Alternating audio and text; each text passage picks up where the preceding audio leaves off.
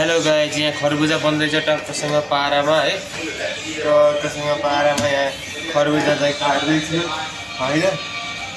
खरबुजालाई टक्कसँग पहिला बिचबाट सर्लक्क च्यातेर होइन, यसलाई मजाले यसरी मिलाएर होइन, मिलाएर टक्कसँग यसलाई छुने बित्तिकै आफै ल्याम्म काटिन्छ।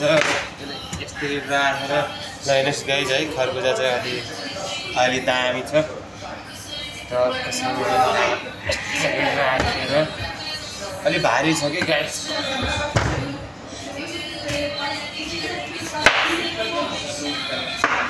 पहिला काटेर भन्दा पनि अब लुछेर खाइयो है।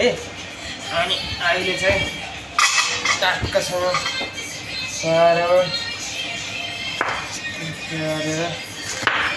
ल हेर्नुहोस् त गाइस, कस्तो मिठो रसिलो रसिलो छ। आमा Good job. Good food. Thank you so much.